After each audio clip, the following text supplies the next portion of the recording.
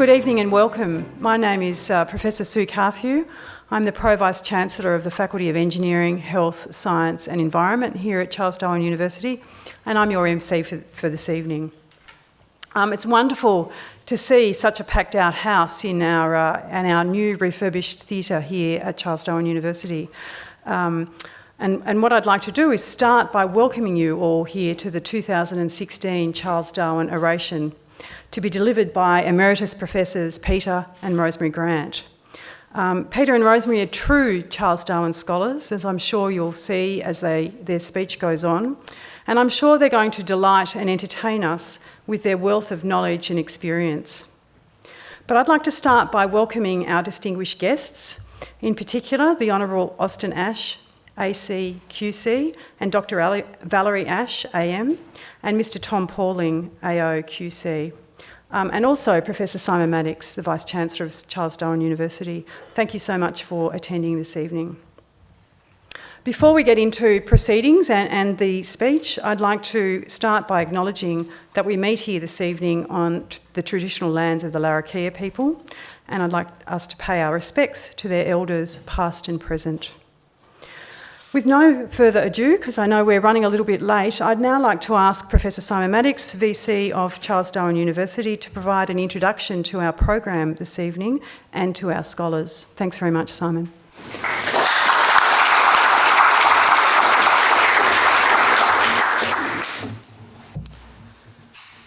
Thank you, Sue. Can I also acknowledge our distinguished guests, particularly Emeritus Professors Rosemary and Peter Grant, the Honourable Austin Ash, Dr. Val Ash, Mr. Tom Pauling.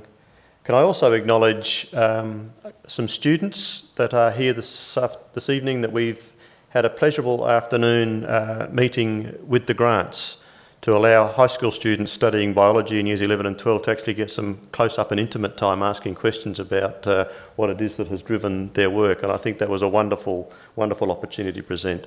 And I would also like to acknowledge that we are joined this evening by the Australian Council of Environmental Deans and Directors, who are coincidentally meeting here in Darwin, and it's a great opportunity for us to have been able to put this lecture on for your co-engagement. So welcome. Ladies and gentlemen, I'm delighted to welcome one and all here to the 2016 Charles Darwin Oration. And can I also pay my respects to the traditional owners, past and present. And it's a particular pleasure to welcome our distinguished Charles Darwin scholars, Emeritus Professors Rosemary and Peter Grant to Charles Darwin University.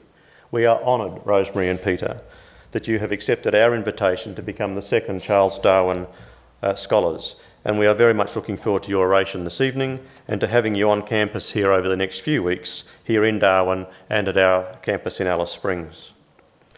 I'd like to give briefly some context as to why we established the Charles Darwin Scholar Program before I invite Rosemary and Peter to give their oration. In 2014, Charles Darwin University celebrated 25 years of university education in the Northern Territory.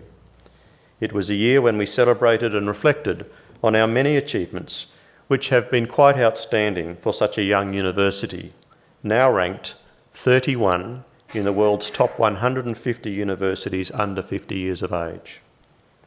It was also a time when we reflected on our university's namesake, Charles Darwin. Although Charles Darwin University came into being as Charles Darwin University in 2003 through the merger of the then Northern Territory University, the Menzies School of Health Research, the Katherine Rural College and Centralian College, there had not been any special attention to, nor acknowledgement of the fact that we are indeed very fortunate to have as our namesake one of the world's best known and most influential scholars of all time. We have been endeavouring to redress that since 2009, commencing with the celebrations of the 200th anniversary of the birth of Charles Darwin, when CDU initiated the Charles Darwin Symposia series with an international conference entitled Charles Darwin, Shaping Our Science, Society and Future. In 2009, the university also commissioned a major public artwork to commemorate the 200th Darwin anniversary, called Drawing Conclusions. It's located in the courtyard of the Chancellery and looks and represents a big microscope with particular Darwin attributes incorporated into it. In 2013, Charles Darwin University ran its first MOOC. That's a massive open online course for you Google illiterates. Appropriately centred on our namesake, and it's called Charles Darwin, Evolution and Tropical Australia, which has received critical acclaim and won a major international award from Blackboard. And we'll be shortly rerunning that MOOC, so if you're interested in learning more about Charles Darwin, feel free to Google Charles Darwin MOOC, because it will be coming up again shortly. Another initiative to connect the university with the legacy of its namesake was commenced in 2013, when the university established the Charles Darwin Scholar Program, a biennial program to bring eminent Darwin scholars to the Northern Territory to stimulate thinking and expand knowledge within the university and the Northern Territory community about Charles Darwin the man, his legacy, and to have the scholars deliver a major oration on their work. Of course, we have a second agenda, which is to ensure these scholars then leave us as great ambassadors for CDU. Our inaugural Charles Darwin scholar was Professor Janet Brown from Harvard University, who came to CDU in 2014 and charmed and enlightened us all with insights into the man Charles Darwin and his life's work. Today, I'm delighted to be able to introduce you to our 2016 Charles Darwin Scholars, Emeritus Professors Rosemary and Peter Grant, to deliver the 2016 Charles Darwin Oration entitled Evolution in Action, Charles Darwin and the Galápagos Finches. Rosemary and Peter are in many ways iconic evolutionary biologists, having spent more than 40 years studying the very finch populations on the Galápagos Islands that first intrigued Charles Darwin when he visited the islands during the voyage of the Beagle, and which played such an important part in the inception of his theory of evolution by natural selection. Their work has taken up where Darwin left off in a way, drawing upon the advances in the fields of genetics, behaviour and ecology to illuminate how and why species evolve and to demonstrate that this can be observed within a human lifetime. This is an extraordinary achievement, and we are privileged to hear this evening directly from Rosemary and Peter about their work. Not surprisingly, Rosemary and Peter are acclaimed scientists who have received many awards and honours for their life's work. Far too many for me to begin to list them here. But if you are interested in finding out more, please visit the Charles Darwin Scholar page on the university website. Rosemary and Peter have been researchers at Princeton University in New Jersey in the United States of America since 1985, where they are now emeritus professors and continue to have a very active academic life and maintain their research interests. Rosemary and Peter, a very warm, overly humid welcome to Darwin, a very warm welcome to the university, and we very much look forward to your time with us over the next few weeks and to hearing about your work this evening. Ladies and gentlemen, please join me in welcoming our Charles Darwin scholars.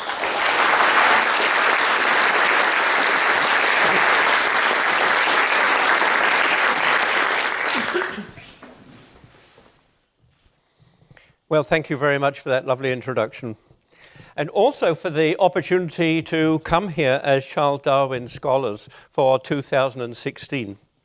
It's a great honour, great privilege to be here and to feel the excitement of a relatively new university devoted, amongst other things, to human affairs and evolutionary biology. It's difficult not to feel in the presence of Charles Darwin at a university that is named after Charles Darwin. Well, I thought I could operate this, but there we go. Right, thank you. The life and legacy of Charles Darwin is known to everybody. In fact, he's so well known that you get the impression that almost every single day of his life has been scrutinized by scholars ever since, and for very good reason.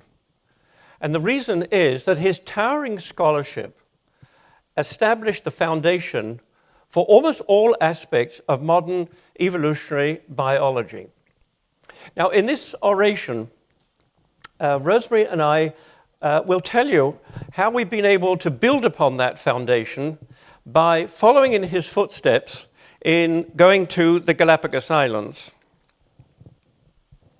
On this boat, the Beagle, which did come to Darwin, as we've heard, and visited the Galápagos in 1835, giving Darwin the opportunity of spending 5 weeks in the archipelago. He was very much interested in geological questions when he was there, but still, nevertheless, a naturalist interested in biology, animals and plants as well, and he collected specimens of both. And when he got back to England, he gradually started to grapple with developing ideas about how species were formed. And I think amongst these musings, my favorite quotation is the following one. Seeing this gradation and structure of beak sizes in one intimately related group of birds, one might really fancy from an original paucity of birds in the archipelago, one species has been taken and modified for different ends.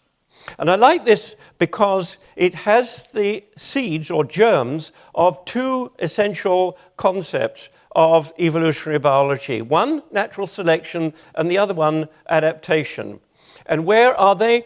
The phrase taken and modified is in a way a metaphor for what we now call natural selection, and adaptation is signaled in that last phrase, different ends. So specifically, different ends refer to adaptation, different adaptations to different environments. So this, about 17 years later, these concepts became developed into fully fledged ideas of natural selection and adaptation, specifically and explicitly incorporated into that monumental volume of his, The Origin of Species, 17 years after he wrote these ideas. Now, we were attracted in part to the Galápagos by the stimulation of Darwin's ideas as laid out in The Origin, but also in the way that he laid out a program of how to pursue the implications of evolutionary theory. And this is what he wrote, and I'll read it slowly. Those forms which possess in some considerable degree the character of species, but which are so closely similar to some other forms, or are so closely linked to them by intermediate gradations, that naturalists do not like to rank them as distinct species, are, in several respects, the most important to us. Well, one of those groups of suitable species are Darwin's finches, a group of species of finches, small birds, on the Galápagos Islands that were named after Darwin 100 years after he returned to England. That is in 1936, which coincidentally is the year that Rosemary and I were born. Now, the idea that Darwin had of how species should originate is easy to tell in modern language with a little cartoon. Although he didn't say this in so many words, his ideas can be codified in a three-step process of dispersal of organisms, finches in this case, ancestral stock, to the Galápagos, 1,000 kilometers isolated in the Pacific. Dispersal again and change in different islands as different islands were colonized. And then the coming together of two populations previously separated and further divergence taking place under natural selection that minimized two things: interbreeding and competition for food resources. Well, that is evolution in the past. How can one make any progress towards understanding evolution in the present? Certainly, it would be very difficult to do so by any study of organisms living in a large continent like Australia if the scale of the field study was the whole of the continent. And the same could be said for the large islands in the Galápagos archipelago. So in 1973, we chose a very small island, the island of Daphne Major, in the center of the archipelago. It's only 120 meters high, 3/4 of a kilometer long, and it's in absolutely natural state. It's never been settled by humans. Before going on and telling you what we discovered by our studies on this island, what I'd like to do is to show you a few pieces of videos from an educational video that we made for both scientific and educational purposes, and have licensed to Pearson Education Company and the Films Media Group for public use.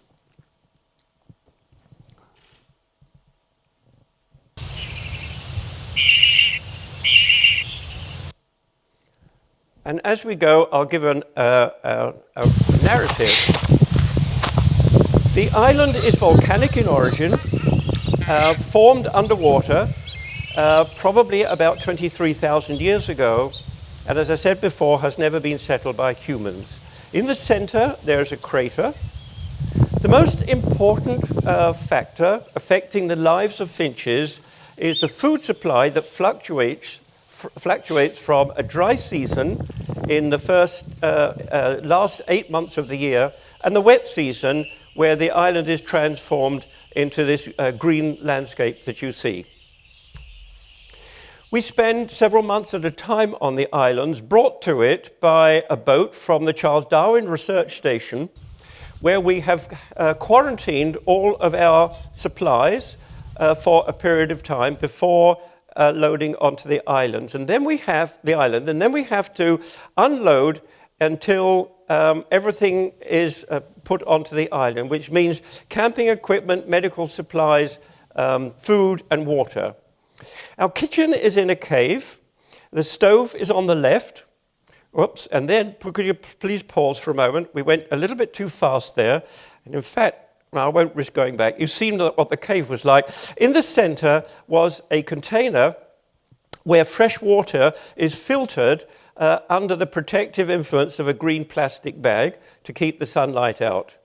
And what I was going to say, but the film went a little bit too fast, is that there's no fresh water on the island. We have to bring it in very large containers, and those containers will be enough for us to drink fresh water for a period of about a month before we get resupplied. And all other washing has to come from seawater, and so part of the daily routine is to return to the sea and collect the water for washing ourselves and our dishes and our clothes. So now we can continue to the camping spot. There really is only one camping spot on the island, and here it is. That's the bedroom.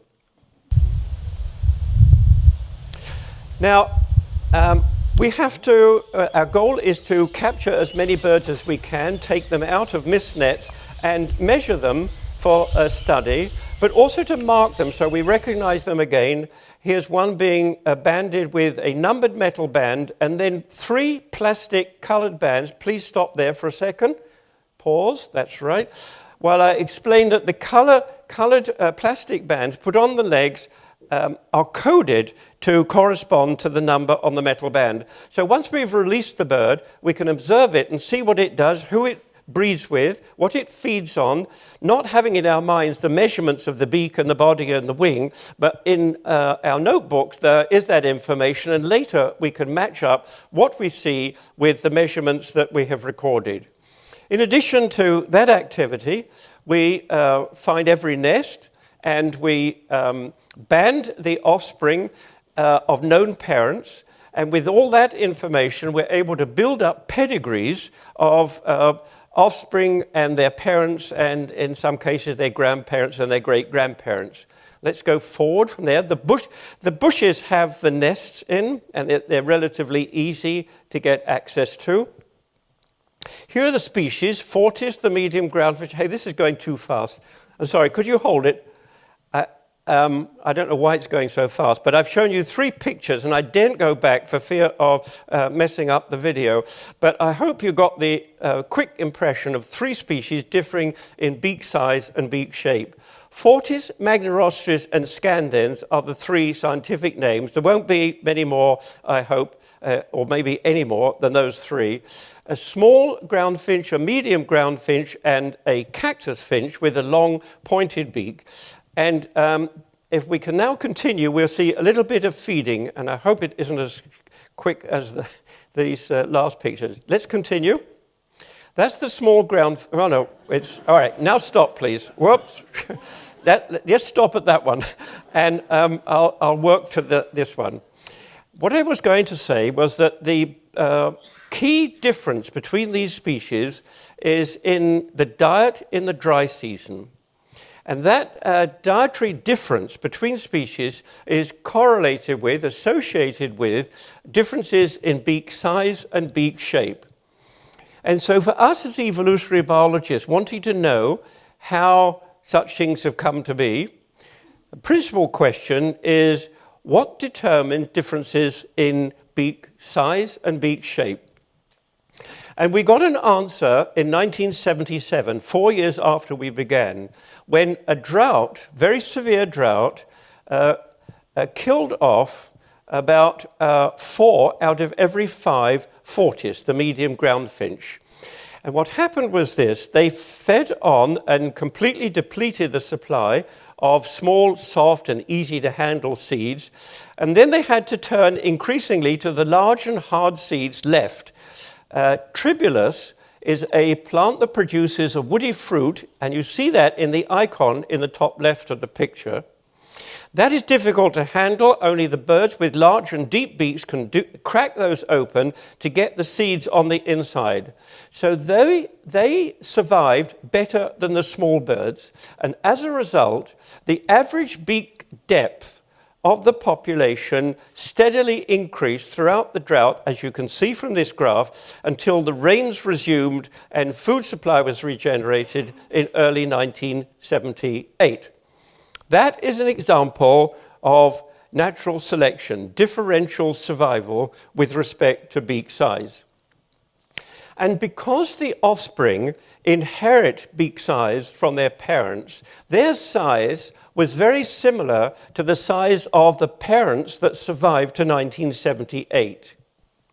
So in short, there was a natural selection event within 1977, and the consequence was an evolutionary change from one generation to another, from the parents to the offspring, from 1977 to the offspring born in 1978.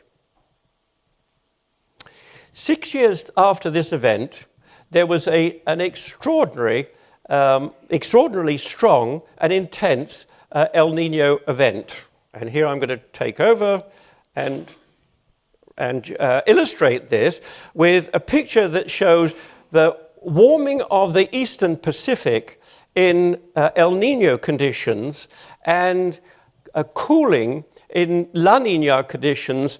The two of them, the extremes of very hot and very cold sea surface temperatures, oscillate back and forth at a periodicity of about 4 to 7 years. And associated with that, there is extremely heavy rainfall with El Nino and droughts with La Nina. Well, in 1983, the El Nino event was, according to Coral Core data, the most severe event in the last 400 years.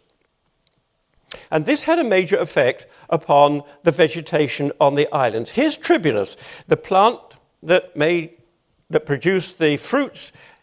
Oh, we've missed it out. All right. Okay. I'll just say this then, that this is the plant whose seeds, fruits made the difference between survival and non-survival in 1977. Well, the rains produced so much water for plants to grow that these Tribulus plants were smothered. And in short, the vegetation that took over and replaced Tribulus were predominantly producers of small and soft seeds. So the island seed composition underwent a systematic change from large and hard to small, soft seeds. Then, 2 years later, La Nina arrived, no rain at all, mass mortality once again of the finches, and this time, under the altered environmental conditions of a predominance of small seeds, it was the small birds with small beaks, and particularly small pointed beaks, that had the survival advantage over the rest, and the average beak size of the population went down, giving rise in the next generation to an evolutionary response to natural selection. We also discovered that evolution takes place as a result of competition for food between species. And this arose, our opportunity to make the discovery arose as a result of the colonization of the island by a species previously lacking from the breeding bird community, namely the large ground finch, Geospiza magnirostrus. 2 females and 3 males established a breeding population in 1983. Their numbers of their successors, their offspring and their grand offspring, so on, built up very gradually. So by the time of the next really intense drought in 2003, 2004, 2005, there were 250 magnirostrus on the island. Now, in this picture, you see magnirostrus in the top right-hand quarter. And you can just look at it and I'm sure appreciate that the equipment that this bird has for cracking the large and hard tribulus woody fruits immediately below it is a much more efficient set of jaws and beak characteristics than possessed by any of the fortis. Now, the fortis are on the left-hand side, a large member at the top and a small one at the bottom. So the magnirostrus outcompeted the large fortis for tribulus as food supply declined during this very intense drought, leaving only about 10% survivors. And those 10% were predominantly the small birds, bottom left, of the fortis population, who had the survival advantage because they were relatively immune from the competitive effects of magnirostrus on fortis. Once again, then, evolution had taken place, this time as a result of the very sharp drop in the average beak size of the fortis, the medium groundfinch population. Now, this is a vindication of a principle that Charles Darwin enunciated in his writings. It's the principle of character divergence, which he thought was very important for understanding how species diverge and manage to coexist as a result, initially, of a small degree of competition, but in the end, with competition alleviated as a result of that divergence. We have taken, we now call this character displacement, and we have taken the phenomenon of character displacement one step further by collaborating with a molecular geneticist at Uppsala University in Sweden to do genetic work of the characteristics that determine beak size in these finches.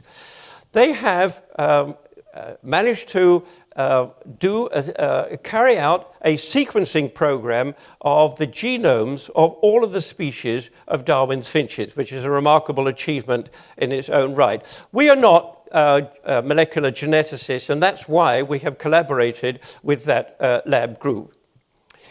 Now, more than just characterizing the genomes of all of the species, they have, by comparing species with different beak sizes and beak shapes, identified 2 very important genes. I'll give you the labels, they don't mean very much. HMGA2 and ALX1 are 2 genes that have a strong influence on the development of beak size and beak shape, respectively. Now, in the character displacement event that you see on the screen, it was beak size that underwent a change. And the molecular genetic work has shown that the HMGA2 gene, which is associated with beak size, comes in 2 forms. You might say one associated with large beaks, one associated with small beaks, and there was a major shift in the frequency of these 2 forms of a single gene. So in short, not only have we been able to demonstrate with this information a principle that Charles Darwin enunciated many years ago without knowing anything about genetics. We've been able to show this at morphological level, that is, the beak sizes have changed, and also at a fundamental genetic level in which the genes have a direct influence on the development of these beaks. I'm going to return, before handing over to Rosemary, to Charles Darwin. He was criticized by a number of people, but one person in particular, for a lack of clarity in some of his concepts and the lack of a clear definition of all things, natural selection. So he was basically put on the spot to say, what do you really mean by natural selection? And this is his reply. I would now say that of all birds annually born, some will have a beak a shade longer and some a shade shorter, and that under conditions or habitats of life favoring longer beaks, all those individuals with beaks a little longer will be more apt to survive than those with beaks shorter than average. I think this is extraordinarily anticipatory of a man who could think conceptually about things that he didn't actually measure and know from a hands-on experience. Remarkably perceptive of him to be able to anticipate what essentially, in essence, we were able to establish by intense measurement, detailed measurement over many years. But food supply and competition are not the only factors on Daphne.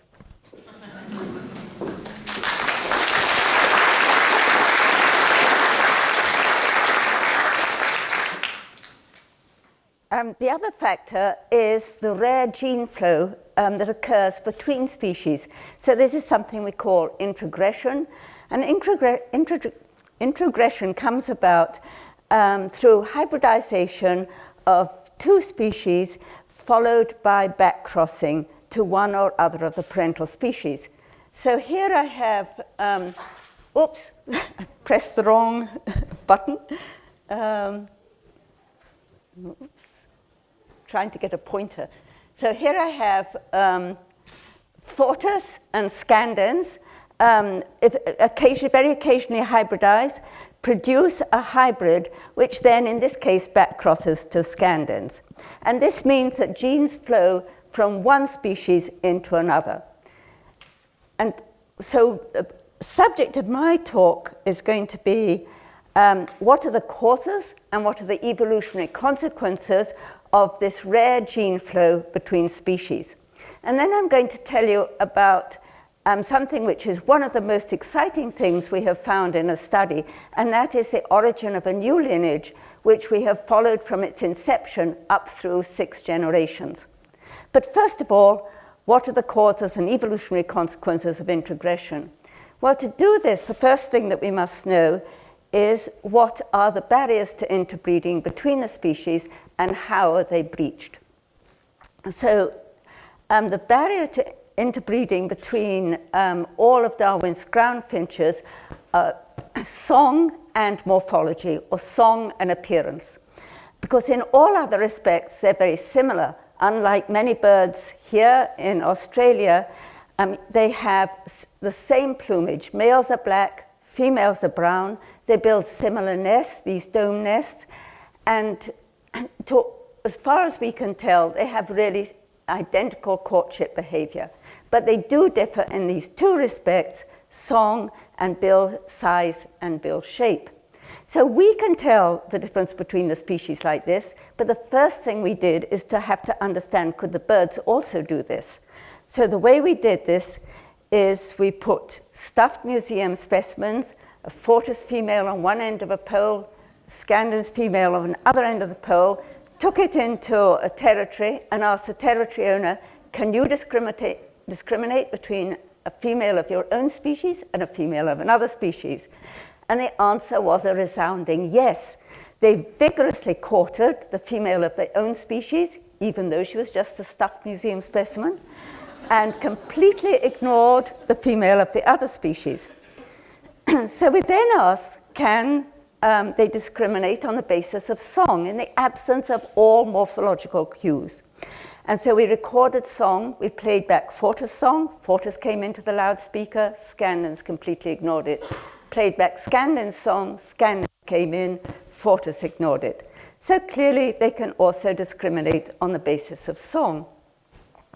Now song turns out to be very important, and we know one other thing about song, and that is work done by Bowman. So here are the two sonograms of the Fortis song, which is sounds, we call it the Swiss bird because we think it sings mostly, mostly, mostly, mostly. But Scandens completely different, it's a loud cha-cha-cha-cha-cha. And there is variation, individual variation on this. But we know from the work done by Bowman in the 1950s on captive birds that song is learnt during a very short sensitive period of time between day 10 and day 40. And in the wild, this corresponds to the last few days in the nest and when the birds are out of the nest being fed by the parents. And all this time the father is singing. So it's not too surprising that birds learn almost perfect renderings of their father's song. When they grow up, they mate, well, I should say that song is retained for life, and life can be as long as 17 years. And as adults, they mate according to their species-specific song, learnt early in life in association with the appearance of their parents. So this acts as a pre-mating barrier to interbreeding, but it's a pre-mating barrier based on learning. So therefore, it's vulnerable if a bird should learn another species' song. And this does happen. This barrier is breached if a young bird hears and learns the song of another species during its receptive period. This happens for several reasons, but two main reasons are you occasionally get one bird taking over the nest of another. So if a Scandens takes over a Fortis nest, for example, it normally turfs out all the eggs. But occasionally an egg is left behind, and then it grows up and it learns its foster father's song. It also happens if the male dies and the female is left to rear the offspring. Females do not sing. So if there is a natal neighbor in a territory next to it of another species, then it will learn that species' song. And we get about 1% of the birds doing this roughly every breeding season. Now, the colonisation of Daphne by Magnorostris, which Peter told you about, it's a very close relative of Fortis, and this gives us the opportunity to test the barrier to interbreeding. Now, Magnorostris is almost twice the size of Fortis. It's a very aggressive bird. It has a very loud song. And over the years, we've had 8 Fortis and 2 Scandens that have learnt a Magnorostris song. So this is the Magnorostris song at the bottom. This is a Fortis song, and here's one of the Fortis singing a Magnorostris song. This is one of the Scandens singing a Magnorostris song here. So really perfect, almost perfect renderings of a song, but none of them actually bred with a Magnorostris. So why was this? Well, why it was when these little birds, which are about half the size of Magnorostris, opened their mouths and sang a Magnorostris song, a Magnorostris would whip in from nowhere and just beat the living daylights out of them. So it never got anywhere. So it seems that when, it seems as when that size matters. So even learning a Magnorostris song didn't lead to interbreeding. But when the difference between the birds in size is much smaller, as it is between Fortis and Scandens, then learning the other species' song can lead to hybridization. And again, this happens rarely. It happens about 1 to 2% of the time at the very most. But we have these few hybrids of Fortis and Scandens as a result of learning the other species' song. So we can now ask, is there any genetic incompatibility between these birds? And the reason we thought that there might be is that Fortis and Scandens, although closely related in the same genera, are not each other's sister species. They're not the most closely related. So we could ask, how fit are the hybrids? Are they viable or are they fertile? Now, for the first 10 years of our study, none of these hybrids survived their first dry season to breed.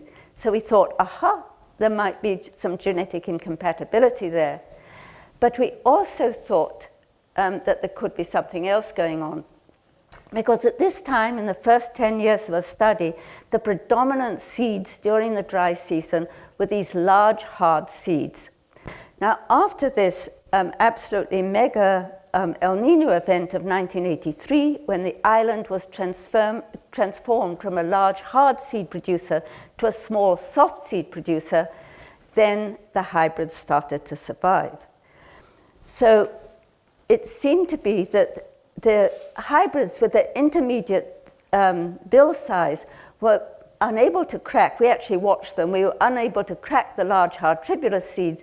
But now, when there was an abundance of small, soft seeds in the environment, then the hybrids started to survive.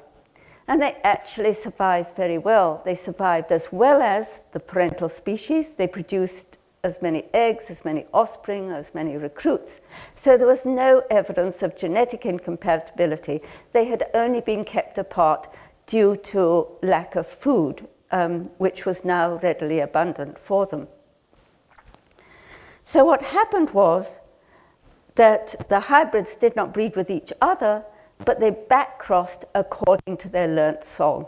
So as a result of this, gene flow occurred, this trickle of genes flowed between the species, and that both populations obtained, it goes both ways.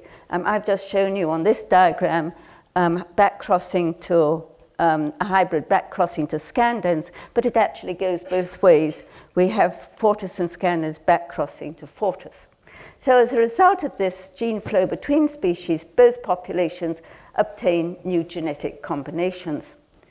Now, we were able to track this. So first of all, this is the situation between, this is a plot of bill depth over bill length. This is what it was like for 10 years of the study. Fortis and Scandens clearly separate on bill dimensions.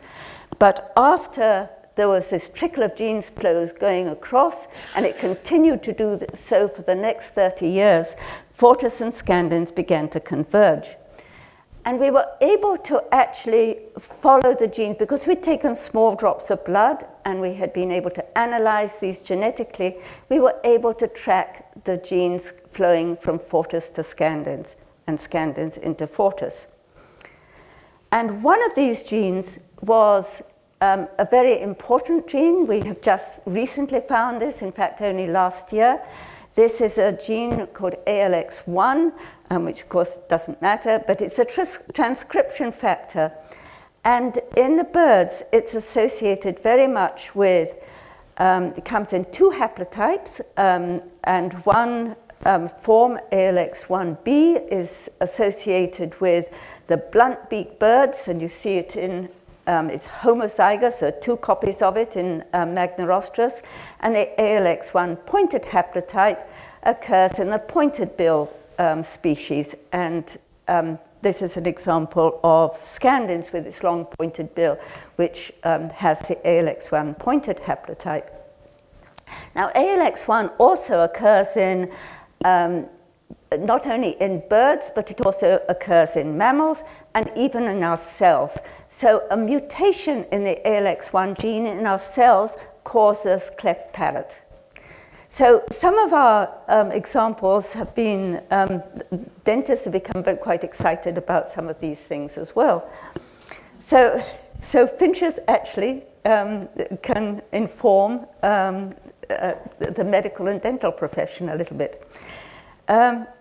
But anyway, we were able to track these genes going across, and we went back.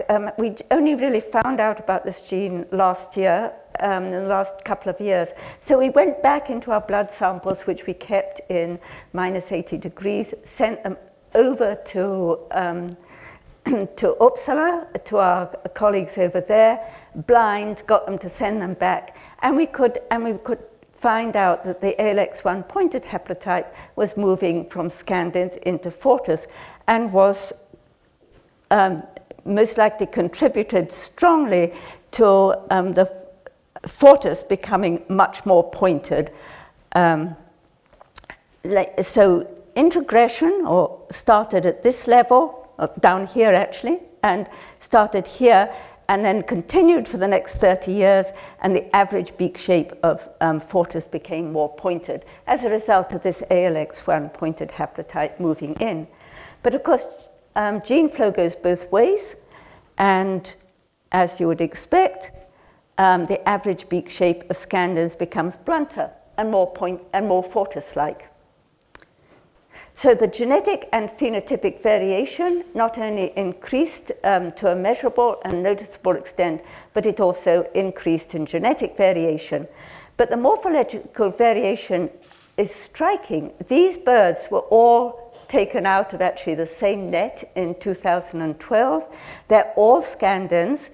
There's scandens at the top has a long pointed beak, which is exactly like the scandens before introgression started. All scandens looked rather like this. But now we get scandens like this with a much blunter beak and much more fortis-like. So we had argued that as a result of introgression, both fortis and scandens population acquired new genetic combinations, and the genetic and phenotypic variation increased. We were able to show this, but we then argued that if such birds flew to another island with completely different ecological conditions, their novel genetic composition and phenotypic characteristics could be the starting point of a new evolutionary trajectory, leading to a new lineage. And we never ever thought we would see such a thing happen, but we actually did. And this started like this. A bird arrived on the island. It looked very much like a fortis, but a fortis is a 17 to 18 gram bird. This was massive. This was a large 28 gram bird. And it arrived at a time when we had we thought we had all the birds on the island banded. So we caught it, we banded it, 5110, doesn't really matter, but you'll see 5110 there. And this drop of blood that we took from it gave us a lot of information. It told us, first of all, that it was not born on Daphne. We matched up its genetic profile with the birds on the surrounding islands, and we found that it could possibly have come from Santa Cruz. But we knew from its genetic profile it wasn't a fortis from Santa Cruz, but for 90% probability, an assignment test told us that it was most likely to be a fortis scandens fortis backcross, hybrid backcross from Santa Cruz.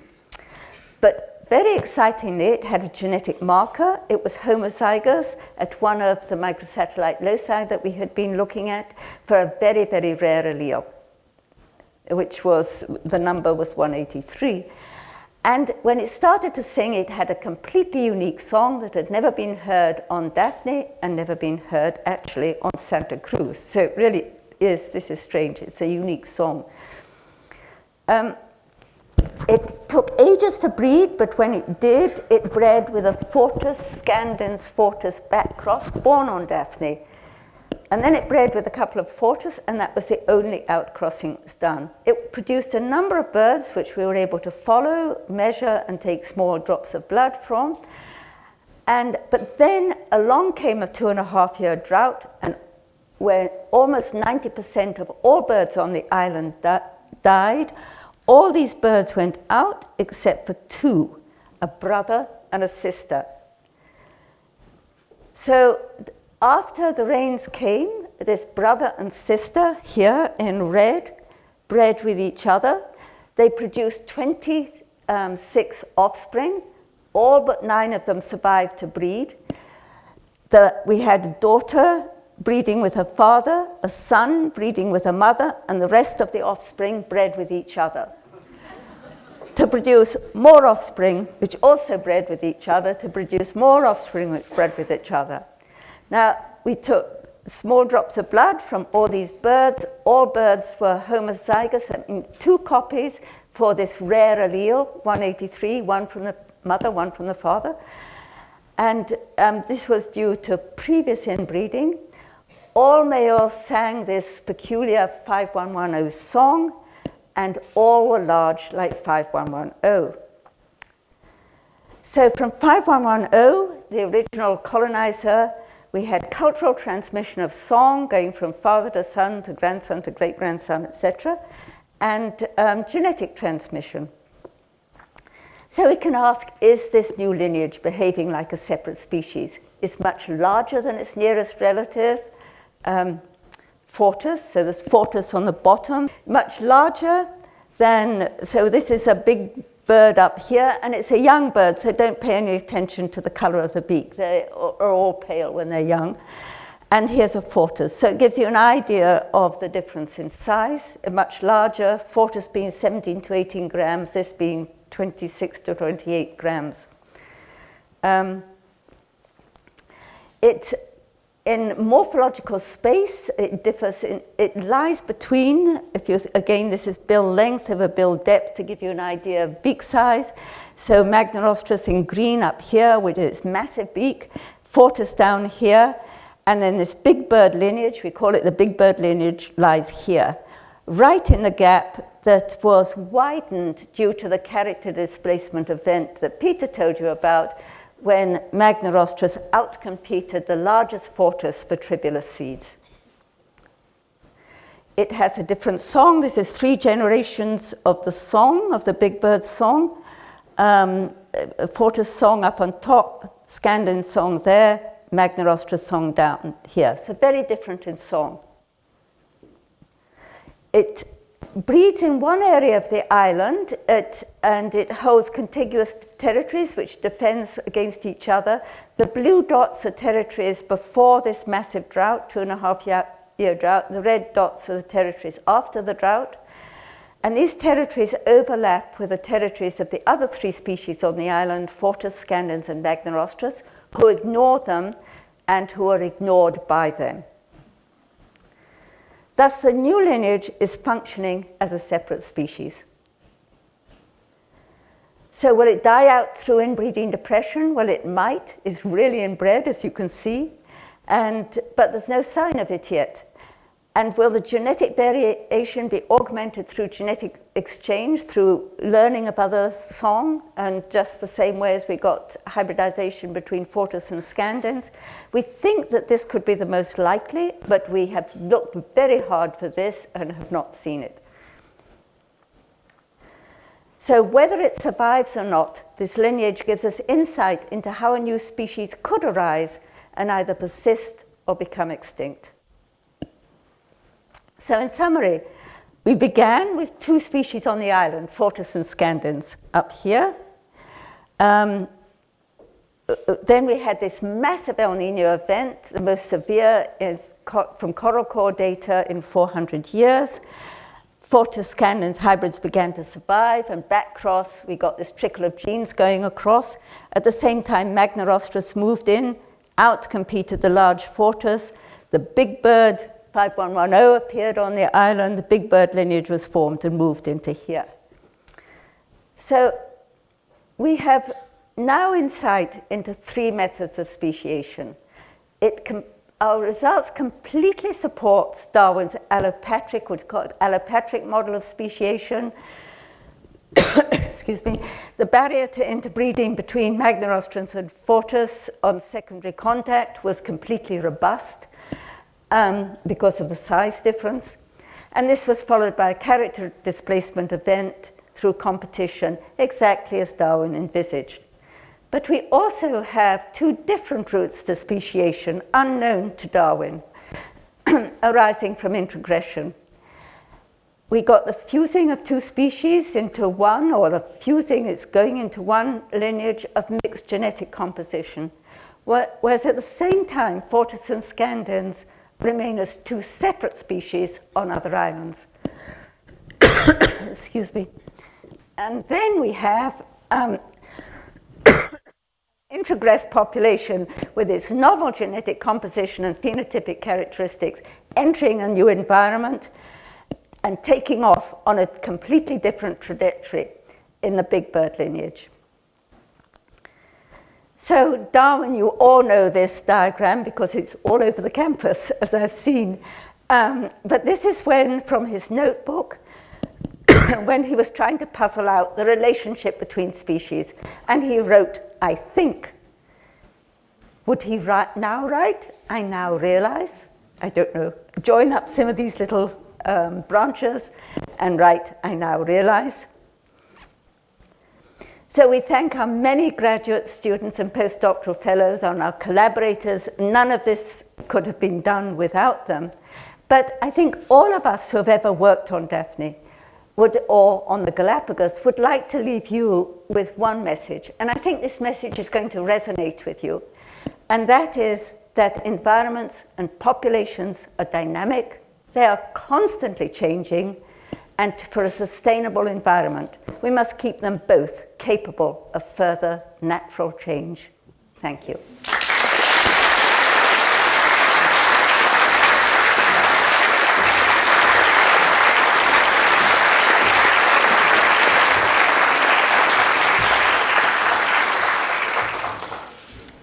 Well, what a wonderful insight and into a fascinating topic and a very apt message at the end. Thank you so much for your talk tonight. It was fantastic. Look, we do have time for questions, and I'm sure there's going to be a lot of questions if you're happy to take some before we close off. So do we have some questions in the audience? There's a microphone roaming around. It's very hard to see you from here. Is it true that Charles Darwin didn't actually realise what he discovered, that in fact he collected the finches and he quite sloppily didn't mark which finches came from which islands, and later on it was Gould who actually said to him, you've discovered something very special. Is that true, or am I making that up? No. So I'll just repeat the question. Did you hear? I'm going to put my hearing aids in and then I'll catch up with you. It's about Darwin not labelling the species on the different islands. And yes. Is it true that it was only Gould afterwards who actually showed that he had a large number of species? Do you want to reply to that, or should I? Yes. Yes, I mean, you're right. It was only John Gould who was able to straighten Darwin out about how many species, but more than that, to show that they were all related to each other in a way that Darwin had not anticipated. He thought there was a blackbird, a finch, a wren. Gould looked at the anatomy very carefully and said, no, they're not different families. They all belong to the same group of finches. So yes, you're right about John Gould straightening him out. And once he had been straightened out, I don't think he made any errors thereafter in... It seems a fairly complex message for conservation. We try and preserve species that we think have been around for thousands of years, or millions of years.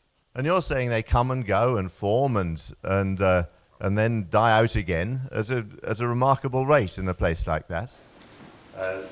Have you thought about the implications for conservation? Oh, that's one question. Have you had any bird-watching twitchers coming to see Big Bird because it's a new bird for their list? No.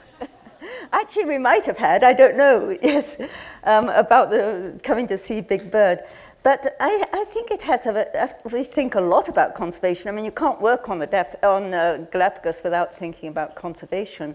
But I think it does tell you, well, my message at the end was that we need to, sorry, I'm getting blinded by these lights, but is that we really need to think very hard about, and I think the main message about conservation is that we really need to be conscious that we keep enough genetic variation that if there is a change in the environment, then the species have enough genetic variation and morphological variation in order to adapt to this.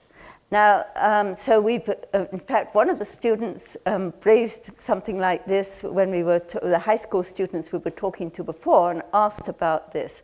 And so we're very interested in what is actually going to happen in extreme events.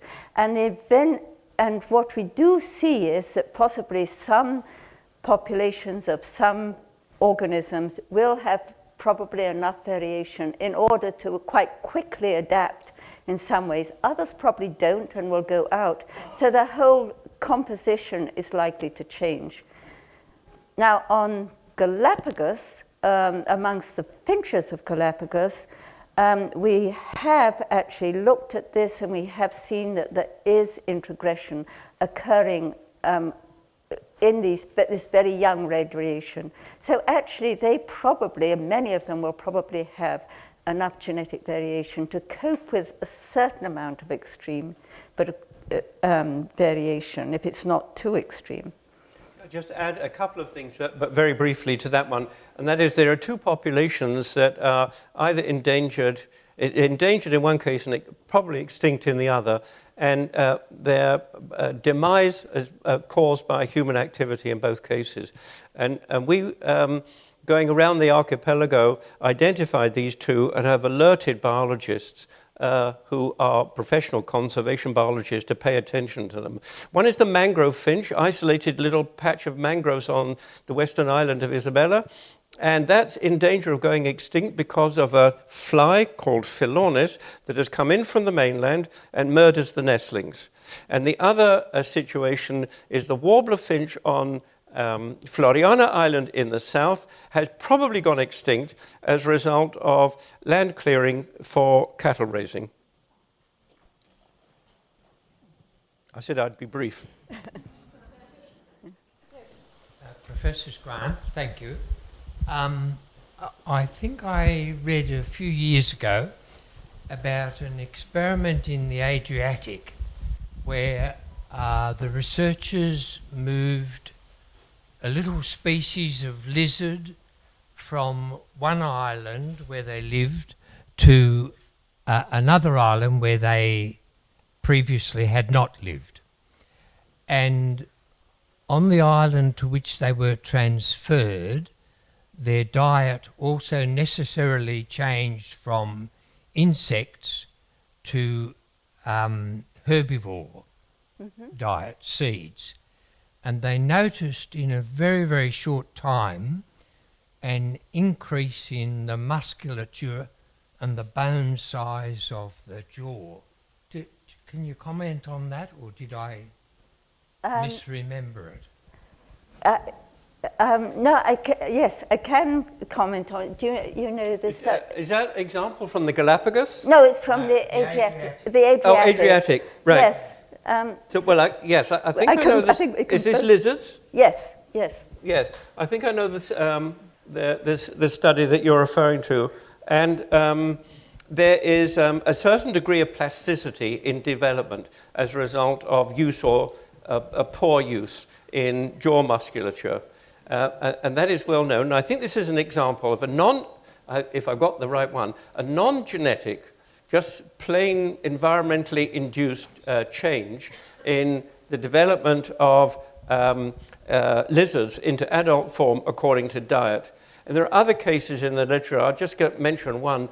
There are fish, a famous group of fish called cichlid fish in Nicaragua on the one hand and in the Great Lakes of Africa on the other hand, where there are mollusk-feeding ones with a particular dentition in the mouth that helps them crush mollusks and get the goodies out and digest them.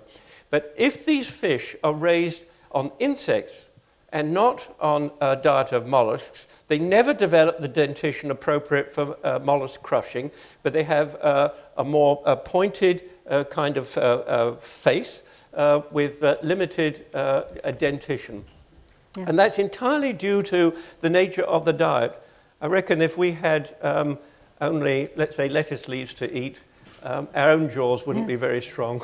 And actually, you can see this in reptiles and in fish, The thing about birds is that the development occurs very early on in the egg, and by the time they have hatched and fledged, there is no more growth. And in fact, the only growth that we get afterwards is a slight change a very slight change in beak length, but hardly any at all. And that's more to do with the abrasion of things. But the actual change in birds doesn't occur because they don't grow after they have fled. But on the other hand, I think aviculturalists tell us that the diet of developing birds is also an important determinant of final adult size. So they need to give developing birds something hard to bite on in order to develop the right muscles. And the muscles and the bones in the developing early juvenile finches interact in such a way that without the muscle development, you don't get the full bone development. So it's not just these other groups. So there's always gene-environmental interaction, yeah. Well, maybe the light should go down again, and then you can ask some more questions. I should just add, oh yeah, good. Right up the back. Right. One moment, I think there's a microphone coming. And Thanks. please speak right into it. Okay. Ooh. Well, maybe a bit far. All right. Our understanding prior to a lot of your work was that evolution occurs at a really long time scale. It's like geologically slow. So you guys spent 4 years on the island, and then this change happened. Were you really surprised, or how did... We spent 40 years, not 4 years. Sorry, 4 years, but 40 years. But until that change happened, where the beaks actually changed, were you surprised at that shift and it was rapid evolution occurring? Or did you have a hunch? We had a hunch because the change wasn't, massive. It was a small change. But what we did first of all to make, before we even came across this drought, where we actually saw these measurable changes, we had looked at the heritability of the different beak dimensions. So we had measured the heritability by looking at the parents and their offspring. And we found very high heritability in the beak dimensions, about the same heritability that you get in human height. And so then, so we knew at the beginning that that it was likely, because we were on the equator where the El Nino was having these huge effects, we knew that if there was a drought, that there was likely to be a lot of mortality. We knew what they were feeding on. And so we didn't think we'd see it to the extent that we saw it, but this was one of the reasons that we chose the Galápagos, was that we thought that we might be able to pick up a measurable extent. So we saw the change in natural selection. Now, natural selection isn't evolution, it's the next generation. And if you get an evolutionary response because of the heritability, then that is an evolutionary response to a natural selection event. And so that is, you get this happening over a generation. And of course, now you can see it in things like antibiotic resistance and resistance to pesticides and all these sorts of things. It's actually happening quite fast. I mean, it's, in smaller organisms, yes. So, no, so Question yes. over there, I think. Yeah, I was just... Hello. What other studies globally kind of illustrate the same principles that you have uncovered? And maybe they haven't taken place over 40 years, but maybe other kind of longitudinal long studies. What other studies have done similar things? Yeah. None. Oh. I mean, none of the really similar. No. But there are outstanding examples of selection having been demonstrated in the wild with very different organisms and different traits. And I'm thinking in particular of mice in North America, which vary very much in color in relation to their background. And studies have been able to demonstrate the inheritance of darkness or lightness in these mice. Peromyscus is the genus. And then they've also been able to demonstrate selection. The agent of selection is owls and hawks. And the response is a closer and closer adjustment of color to the background, be it on a sand and very pale, or lava and being very dark. That's one, and you probably have others. And that was the one I was immediately thinking of. But there's also, there's lots of others actually. There's the stickleback one was the next one I was thinking of. The stickleback in British Columbia and all the way up to Alaska, they've moved into fresh water, and they have, again, this has been a genetic study as well, and they have produced armor as a defense, so you get and the genes underlying that have been worked out. So you can see this big change in the sticklebacks from salt water into fresh water. Yes? I've got a question. One of the concepts that we teach in our middle school is that two different species can't have fertile offspring. Yes. As a definition of a species. So obviously you've got two different finch species that were able to do that. Is there a degree of DNA similarity that needs to exist to achieve that? Yeah. I can remember my daughter getting that question in elementary school and saying, they don't understand. But no, what it is that that is the end point of speciation.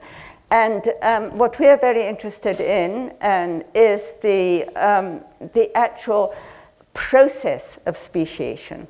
So eventually when you get to that end point, so if you can think of it as a Y diagram going up like this, so there's a splitting, and as they get further and further apart, they will be evolving along different trajectories until they reach the point when, even if they were brought together, they were completely incapable of breeding due to genetic incompatibility.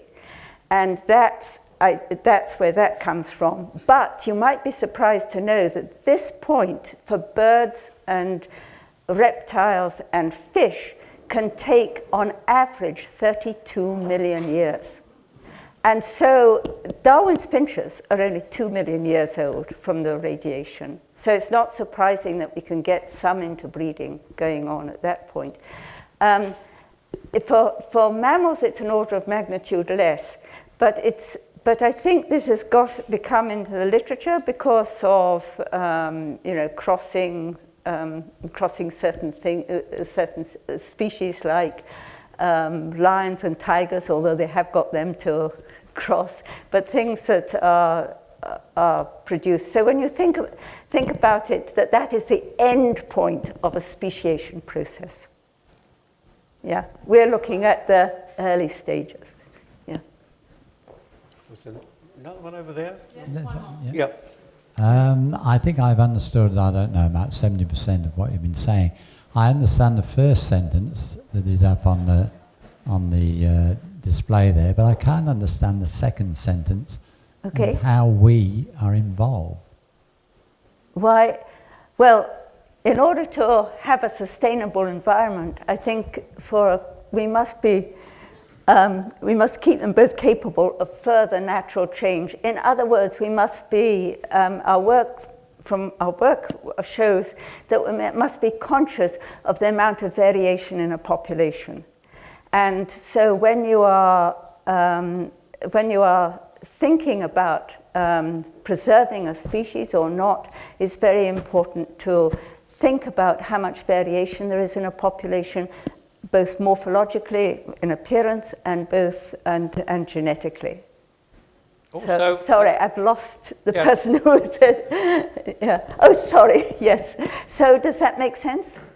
Well, if it was we, I was wondering what I can do about it. Well.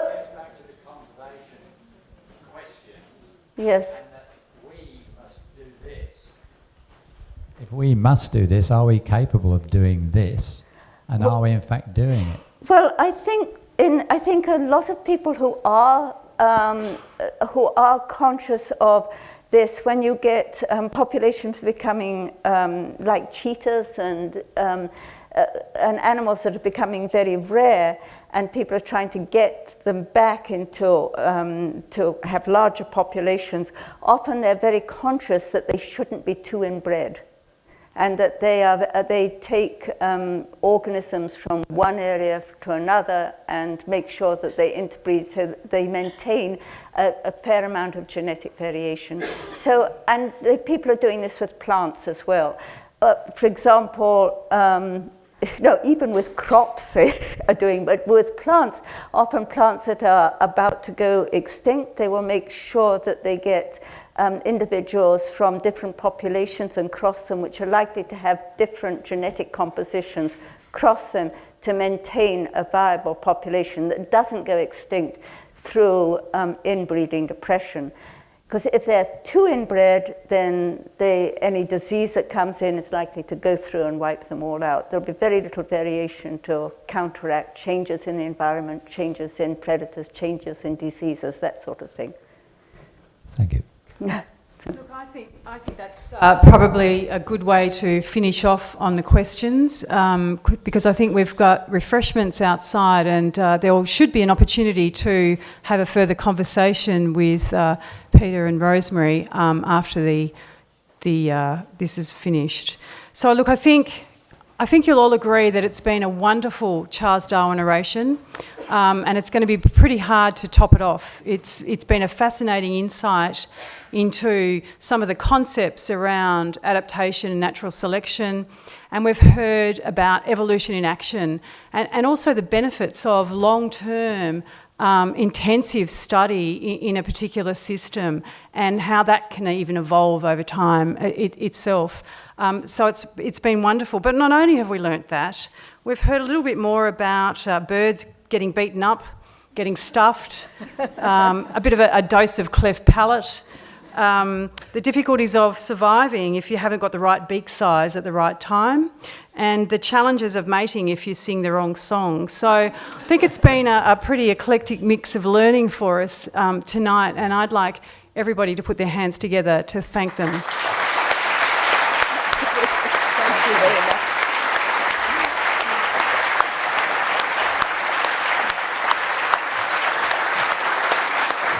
Thank you.